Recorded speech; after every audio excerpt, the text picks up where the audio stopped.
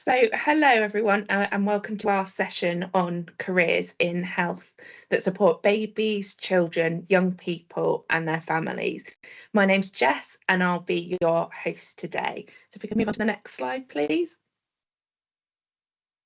So, what are we going to be doing in this session? Well, you're going to hear from some of our career ambassadors to find out how they help their patients. And we decided that the best way to do this was to tell you a story about baby Gwen and her family. Gwen isn't a real case, but the experience she has and all the things that our job holders do to help Gwen are real scenarios that can and do happen. So you're going to hear from a midwife, a neonatal nurse, and a learning disability nurse to find out what their specialist skills are, what they do to help Gwen and her family, and how their jobs differ from each other. You'll also get to hear about our learning disability nurses' career journey, and there'll be lots of opportunities at the end of the session to get your questions answered. So please keep those coming in through the chat. There isn't any particular content triggers that we feel that we need to warn you about, but please do talk to your teachers if you find anything upsetting. So next slide, please. So we'll start with a quick question. So neonatal nurses look after very new babies in specialist units, but how many babies do you think are poorly enough to need a neonatal unit? Is it 1 in 100, 1 in 50, 1 in 25, or 1 in 7 births? If you want to put your answers into the chat. So is that 1 in 100, 1 in 50, 1 in 25, or 1 out of 7?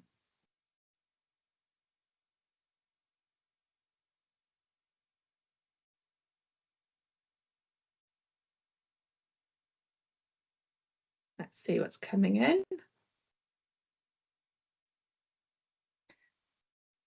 So if we reveal the answer, so the answer is 1 in every 7 babies born in the UK are poorly enough to need to go into a neonatal unit. That's about 90,000 babies every year. Some have been born prematurely, but most will have gone to full term, and some will only need to be in there for a few days, but others can need longer. So let's move on to the first part of Gwen's story. Next slide, please. It starts before Gwen is born, with her parents finding out that Gwen has some problems, which have been discovered through antenatal screening. So I'm going to hand over now to Lucy, our midwife, and Marianne, our neonatal nurse, who will talk you through what happens next. Over to you.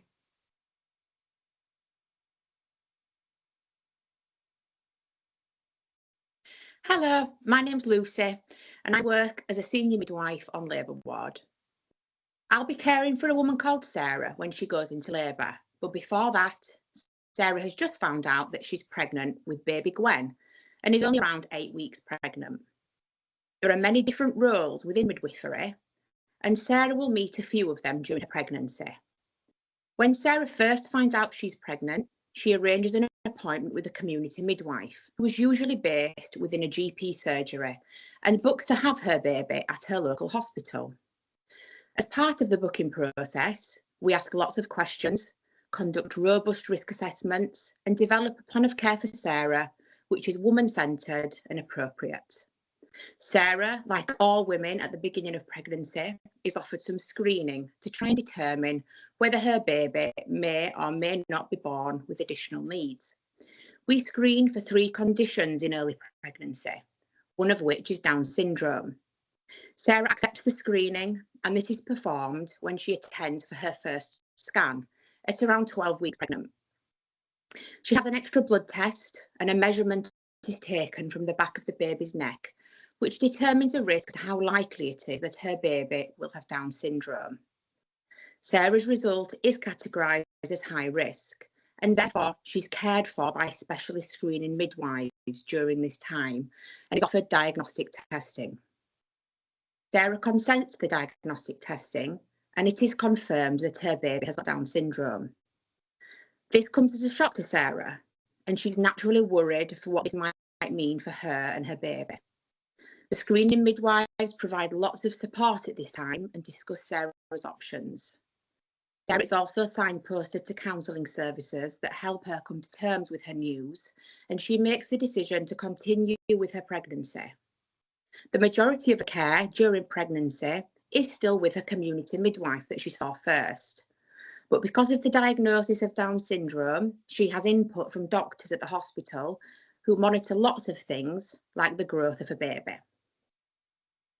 Sarah's pregnancy progresses well, and there haven't been any other complications. She's seen regularly throughout her pregnancy by her community midwife and eventually goes into spontaneous labour at 39 weeks pregnant. And she's 5 centimetres dilated when she's assessed at the hospital. The cervix needs to reach 10 centimetres dilated to be able to push the baby out. I welcome Sarah to labour ward. I show her around her room and make sure that she knows how to reach me if ever I'm not with her and she does need me. My role is to build a rapport with Sarah to ensure she feels comfortable with me. I do this by chatting and reassuring her when she experiences contractions, which she's finding very painful. We discuss pain relief options and decide to try an injection to help ease her discomfort. Throughout labour, my role as her midwife is to constantly risk assess. I do this by staying with her, monitoring her baby's heartbeat, checking her observations, how often she's having contractions, assessing her pain, and observing any loss she may have from down below, and also whether she's progressing appropriately throughout the labour. And if there are ever any deviations from what is normal, we have doctors on labour ward that provide assistance. Sarah's progress is amazing, and she becomes 10 centimetres dilated a few hours later with urges to push. She births a beautiful baby girl with my assistance, and all the time I'm continually assessing for deviations from normal, which include how well the baby is at birth and Sarah's blood loss. All of this is fine, and baby Gwen is placed into skin to skin with Sarah to encourage bonding, breastfeeding, and to help keep baby warm. One of the most important aspects of my role as Sarah's midwife is to communicate effectively throughout her experience, to ensure she feels involved in her care and to provide her with support and reassurance. Shortly after birth, Sarah's baby has a 20-minute successful breastfeed, and all appears to be well until the baby vomits and it's bright green. I know this isn't normal and it's quite urgent, so I ask the neonatal team to come and review baby Gwen. And so now I'd like to hand over to Marianne, our neonatal nurse. Hi, I'm Marianne, a neonatal nurse, and I'd like to tell you about when we take over from the midwife. So next slide, please. Thank you. So what is a neonatal nurse? So as a neonatal nurse, I look after babies that are born premature or sick. I look after babies from as early as 22 weeks gestation, which is about 18 weeks earlier than they should arrive, to about 4 weeks after the date they should have been born. And the point we take over from the midwife is it can be different, but usually it might be planned. We might know the baby's going to be sick or premature, and we'd be waiting there at delivery. The baby will be born, the midwife will pass us the baby, and the midwife will carry on looking after the mother, and we could do anything from full resuscitation, supporting circulation and breathing the baby, to just giving them a little bit of a time to kind of come round and dry them, wrap them and pass them back for a cuddle. The other way that we are called to take over from the midwife is in an emergency. So we'll hold a bleep. If there's a baby born unexpectedly sick or premature, we'll bleep and then we'll just run, and we won't know what we're running to, but we'll just run. And again, the midwife will probably take over the resuscitation from the midwife at that point. Then the way that Sarah, that Gwen was admitted was from the postnatal ward. So sometimes babies seem okay, they go to the postnatal ward, but then it becomes apparent they need some extra help. This was the case with Gwen. So she was admitted from the postnatal ward after it was recognised that she'd had a green vomit. Next slide, please.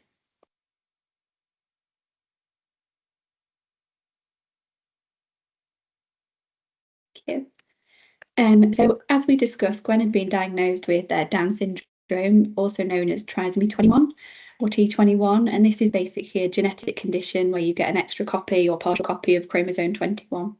Not all babies with Down syndrome will need neonatal care, so we don't see every baby, but we do know that Down syndrome means you're at higher risk of certain conditions, so we do some extra checks, and there are some conditions that are commonly associated with Down syndrome that we particularly look out for. Some of these are diagnosed antenatally, some of these aren't. So what Gwen's admission was because she had a green vomit. So green vomit is always an emergency. It's always wrong. You need to get emergency help if you ever have a green vomit. And that's exactly what Lucy did. She got her help and Gwen was admitted to the neonatal unit. So when she was admitted to the next slide, please. Sorry. She was admitted to the neonatal unit and me and my team supported her, put her into an incubator to keep her warm while we have a look what's up. And she'd be dressed in just a nappy. We'd put in an NG tube, which is a nasogastric tube, a little tube that goes down into the nose, into her tummy to drain off that bile while we work out what's going on. Because she's been vomiting and it's green, she can't feed anymore, so she needs some IV fluid. So we put a little cannula into a vein in her hand and give her some fluids. We monitor her observations, so heart rate, temperature, oxygen saturations, blood pressure, to check she's okay and if there's anything else we need to do to support her. And then we would undertake an X-ray and support parents because mum can't breastfeed anymore because she can't be fed. She needs to express her milk, so we can support her to do that, and we'll keep it from where Gwen can have it. And we also need to support parents to understand what's going on and what are the next things that we're going to do in this process. Next slide, please. So we do an X-ray and we notice that Gwen has something called duodenal atresia. So duodenal atresia occurs in about 1/3 of babies with trisomy 21. So we know that it is a risk factor. It's basically a blockage of the duodenum, which is the first part of the small intestines. So as you can see from the pictures, it's where the stomach joins the small intestine. So you can see on that second picture down, there's a kind of a real narrowing, creating a blockage. So it means none of the food or fluid can pass through from Gwen's stomach into the rest of intestines, and you can't survive like that. You'd need surgery. So Gwen needs to be referred to a surgical centre, and usually with surgery, babies have a full recovery. So we would then, sorry, next slide, please. So surgery can't be done at every centre. So Gwen was born in a level 2 centre, which is a centre that doesn't have a neonatal intensive care unit or a surgical centre. In our region, it's in Leeds or Sheffield. So Gwen was moved to Leeds, then moved by specialist transfer teams. And these teams look after the sickest neonates or children and transfer them in ambulances or sometimes in helicopters, depending on the speed that the baby or child needs to be transferred. So when the transport team arrived and we settled Gwen into the transport incubator, as you can see here, made sure she was comfortable, stable. Mum had just delivered, so she wasn't able to go in the ambulance with Gwen, but we supported Dad to be able to go in the ambulance. And then Lucy arranged for Mum to be transferred so she could be at the same hospital as Gwen when she was transferred. Next slide, please.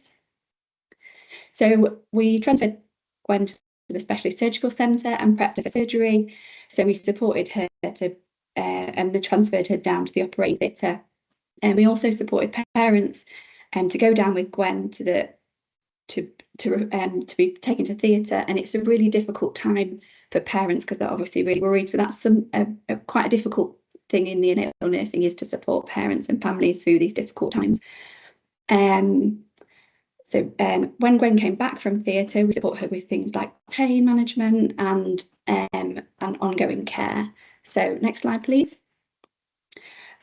When she came back, as I said, we supported with pain managing and started to look at feeds. So she still wouldn't be ready for a little while after the surgery to feed again. So we need to make sure that we're keeping her NG tube in, still draining off any losses. We would be also supporting her with some ideal nutrition through her veins to make sure that she's getting the nutrition she needs. And we would still be supporting Mum to breastfeed. Once she's feeling a little bit better and her bowel's starting to work again, we can then support breastfeeding again. And Gwen successfully started to breastfeed again. And then we taught parents and educated parents how to care for Gwen at home. She was discharged home into the care of our community team. And then until she was about 4 weeks old, and then paediatric services take over, and that's where neonatal services end. So thank you. And I think it's back to Jess. Thank you so much for that. And it's really good to hear that Gwen and her family are doing well. Don't forget to send any questions you've got for Lucy and Marianne into the Q&A box, and we'll try and answer as many as we can. So now, next slide, please. We're moving on to the second part of our story. Gwen is growing up and has some new and different issues to contend with. As her needs change, different professionals help Gwen and ensure that she has the support systems in place to help her grow and thrive. So let's meet Amy. Amy's our learning disability nurse who has a key role to play in helping Gwen through her childhood. So over to you, Amy. Hello everyone. So let's move forward in time. Gwen is now 9 years old, and as we know, she's got Down syndrome. She's also got a moderate learning disability, and these are things that she will have for her whole life. On top of that, Gwen has some physical health conditions. She's got asthma, which isn't under control and requires emergency access to her inhalers. She also has a stammer, which can make it a bit harder for others to understand what she's saying and how she's feeling. Gwen is also a little girl like any other. She loves Taylor Swift and Disney movies, and she's very good at creating things. She also loves being with her friends and is crazy about her dog Milo. But Gwen's having a tricky time. Gwen's parents and teachers have noticed that Gwen is struggling more. At school, she's been crying and acting out. At home, she's upset, anxious, and doesn't want to go to school anymore. Everyone is a bit worried about Gwen, so Sarah takes her to see the GP. This is when she's referred to my team and to me as a learning disability nurse. The GP agrees that Gwen could use some help, so she's referred to the learning disability mental health team. As Gwen's community learning disability nurse, my job is to work out what's going on and what strategies we can put in place to help Gwen and her family. And here's how I do that. Spending time listening, caring and supporting. Next slide, please. First, I'm going to talk to the family and get information on Gwen. Things like, what does she love? Next slide, please. What is she usually like? When did the problems start? And what do they think might be going on? I try to build a picture of Gwen from the family. I then visit school and try to get the teacher's perspective on what's happening. I ask what Gwen's normal day looks like. I find out what changes have they seen in Gwen and what have they already tried to help manage her distress. Next slide, please. Communicating with Gwen. Then I meet Gwen. As a learning disability nurse, I know that it isn't always easy for young people to talk about how they are feeling. Sometimes they might not have the words to explain, and it doesn't feel nice having a stranger come and ask lots of tricky questions.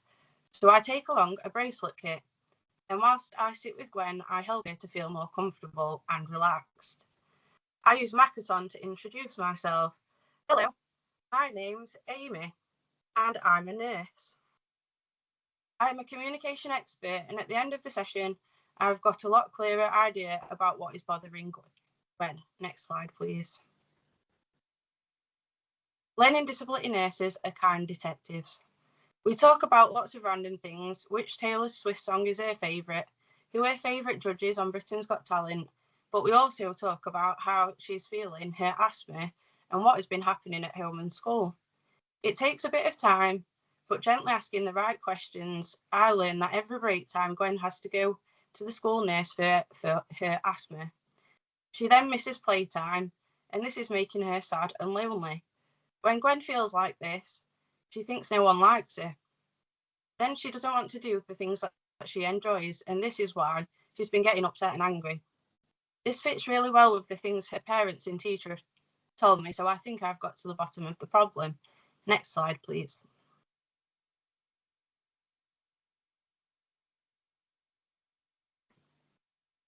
So now that I know what the problem is, it's time to think about some solutions. I suggest a few things. Gwen gets to choose a friend to go with her to get her inhaler from the school nurse.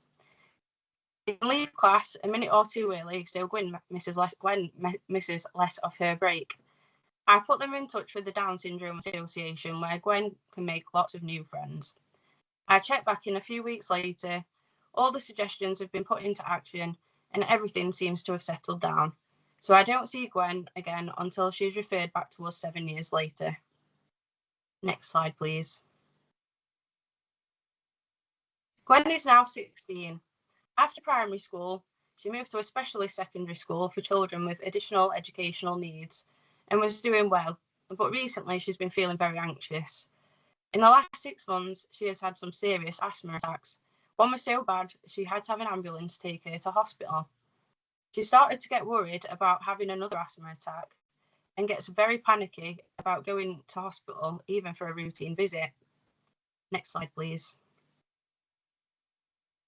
Once again, I meet with everyone and have a long chat with Gwen. I learn that Gwen has a lot on her plate at the moment. Not only is she worried about her health, she is terrified of going to the hospital. She's also worried about making a transition from school to college.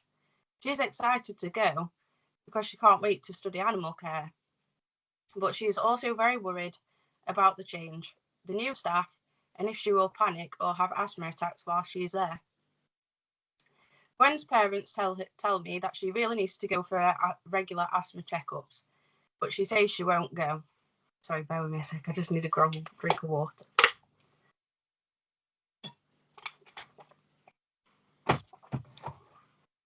This is really worrying them because Gwen's asthma is serious, and not getting the right treatment could be life-threatening. Next slide, please. We get together to talk about how we can help Gwen to feel safer and less anxious in the hospital.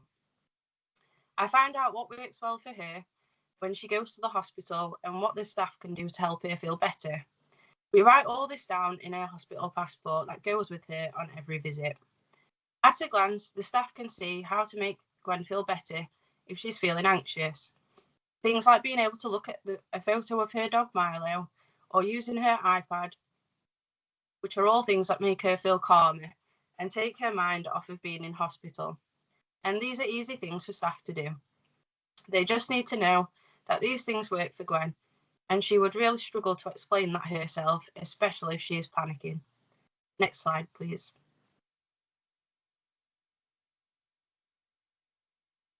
Can you click again? Thank you. The passport also explains to staff the best way to communicate with Gwen, and it makes her voice her. The passport tells staff, please use simple and clear words when you talk to me. I like to know what's happening so it doesn't feel as scary. It helps when you explain things calmly and maybe show me pictures or stories to help me understand. The hospital passport can be used by anyone caring for Gwen, making sure her health needs are met in line with her choices and preferences. Next slide, please.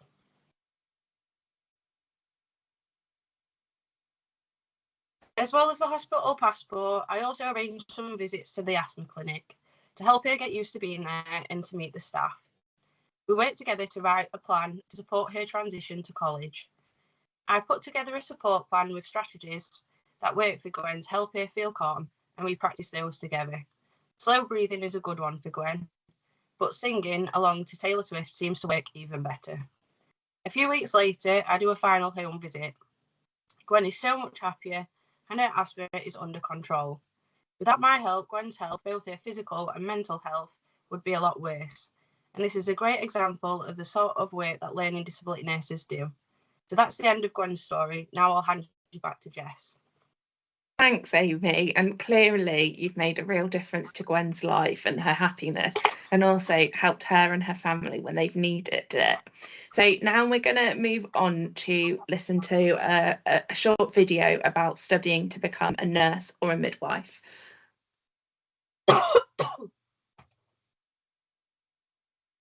So, how do you become a nurse or a midwife?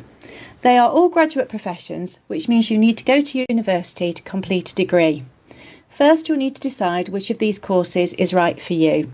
There's just one course to become a midwife, but there are 4 different types of nursing to choose from. You could become a learning disabilities nurse, a mental health nurse, an adult or a children's nurse. Once you've decided which is best for you, you then apply through the UCAS process. Each course lasts 3 years and is a mix of classroom-based learning, simulation, that's where you get to practice your skills in a safe environment, and placements, where you do real work with teams in hospitals, clinics and communities, and it's your first chance to get hands-on with real patients. Lots of universities in the UK offer these courses, but be mindful that midwifery especially can be very competitive. So make sure you prepare well for your application and interview, and that you can show a really good understanding of the role. Thank you. Can we move on to the next slide, please? So just a little note, if like Marianne, you want to become a neonatal nurse, first you'd have to train as either an adult or children's nurse or a midwife. You'd then get a job as a neonatal nurse and get additional training whilst you work to get the specialist skills you need to care for the tiny babies. So now we're going to go back to Amy to hear more about her journey into a healthcare career and what attracted her to the role of a learning disability nurse. So over to you, Amy. Next slide, please.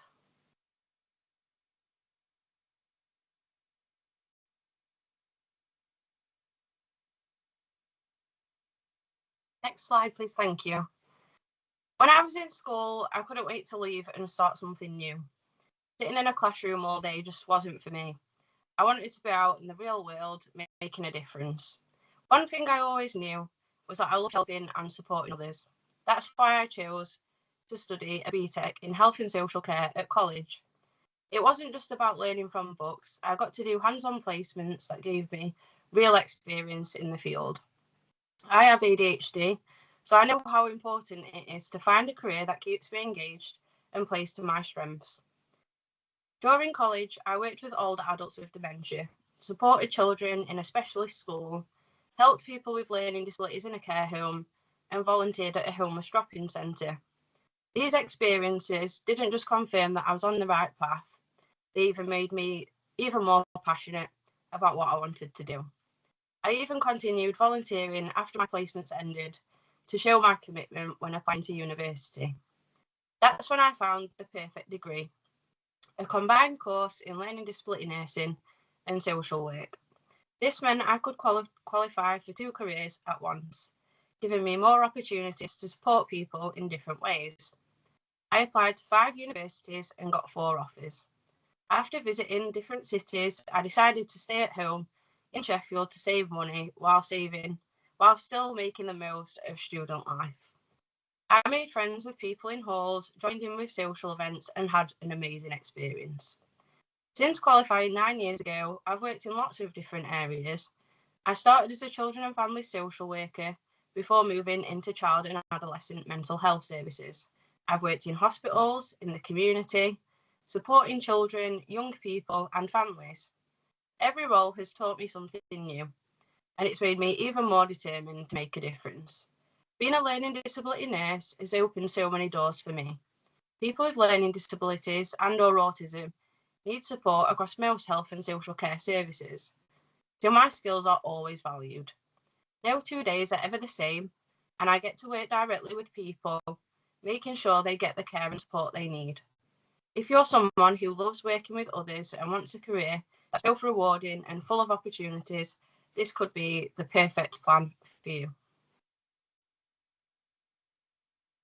Thanks. Back to you, Jess. Thank you. So now we've got about 10 minutes to answer some questions. So Hayley, can I pass over to you to ask the first question?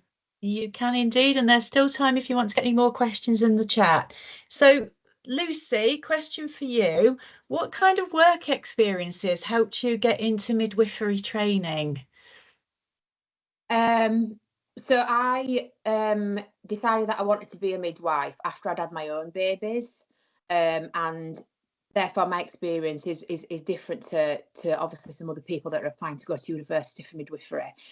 I knew that it was competitive, and I knew that realistically you needed some kind of experiences to put down on your application.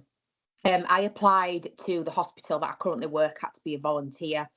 And when I went for an interview, I expressed, I told them that I wanted to work on maternity, basically. And luckily, that's the placement that I got. So I worked on the antenatal postnatal ward for a year, once a week, just helping out with like teas and coffees and I worked with some of the domestics on the ward. I did that for a year, and obviously that formed part of my application to university because I'd been exposed to quite a lot that helped.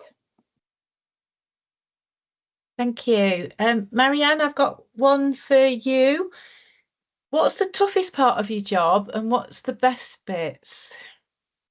The toughest part, I think, is that unfortunately you sometimes lose babies and they don't all survive. So that is a really tough thing, and it's supporting those families through that situation.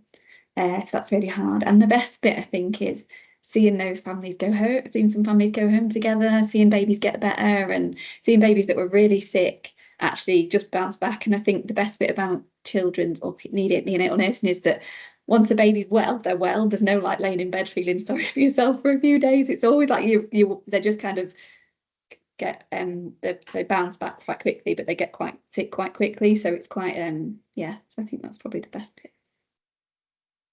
And I think that leads on to who looks after you then if you've had a bad day or there's been a loss of a baby that's shook everybody.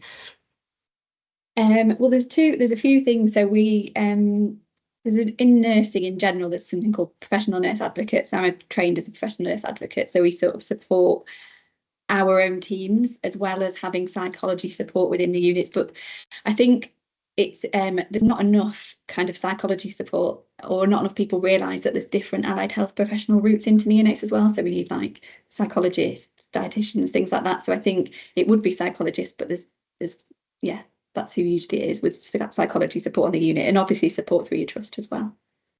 Yeah, and supporting each other does sound like quite a part of it as a team.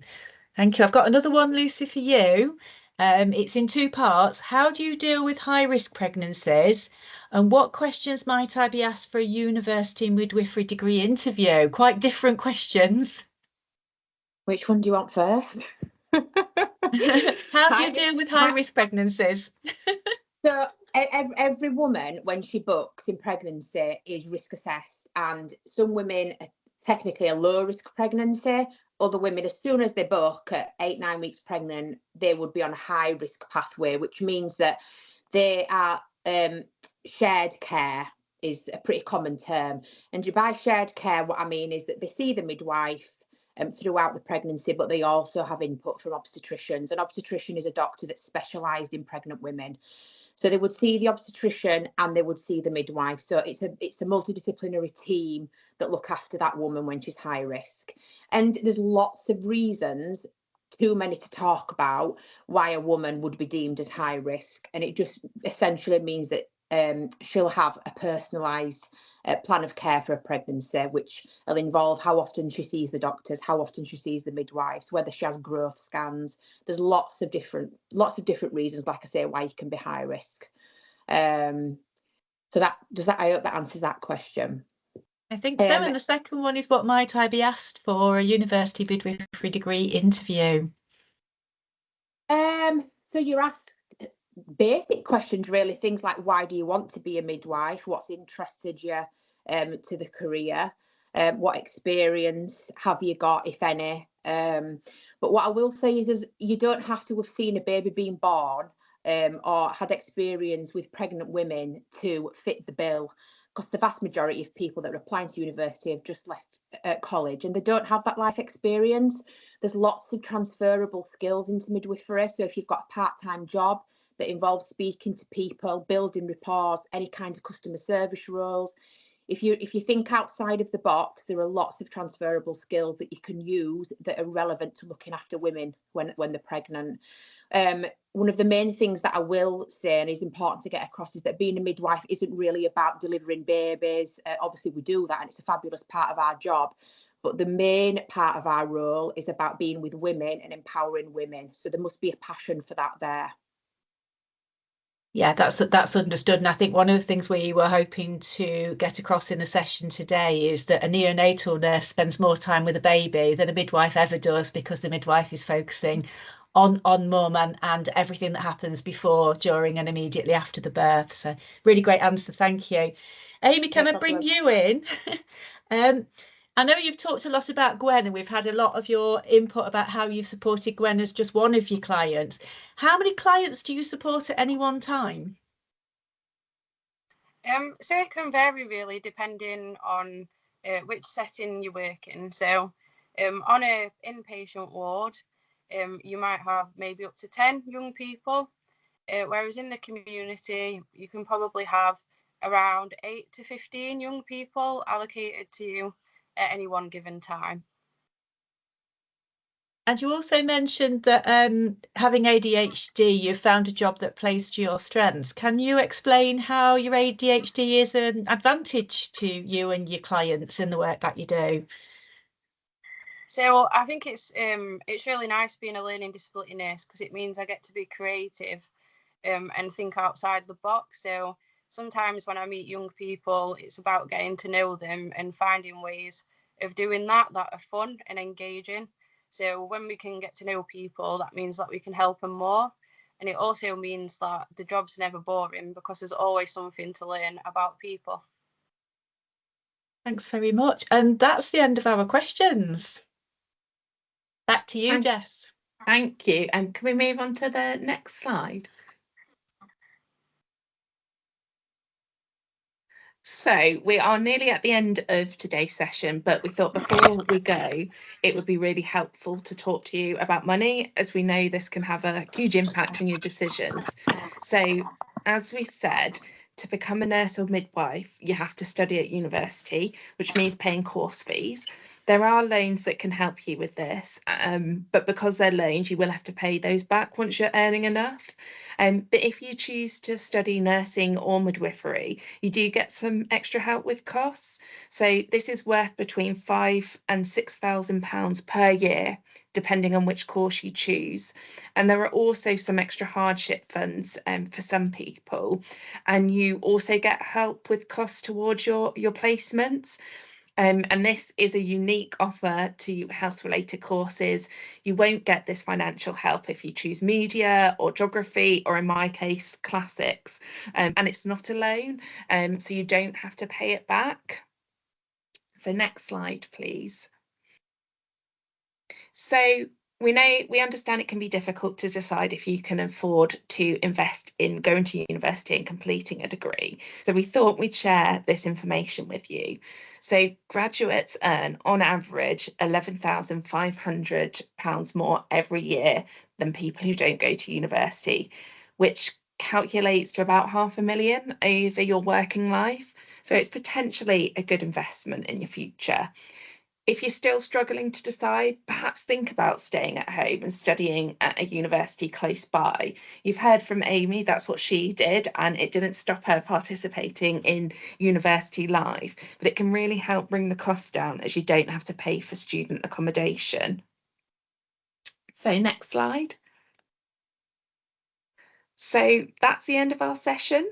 To find out more about the careers you've heard about today, please have a look at the useful website links. We'll email these and more out to you afterwards, along with the recording of the webinar to make it easy for you to access these additional resources. We'd really like to thank our amazing speakers for their presentations and hope you've been inspired to explore all the fabulous work you can do by having a career in health and care.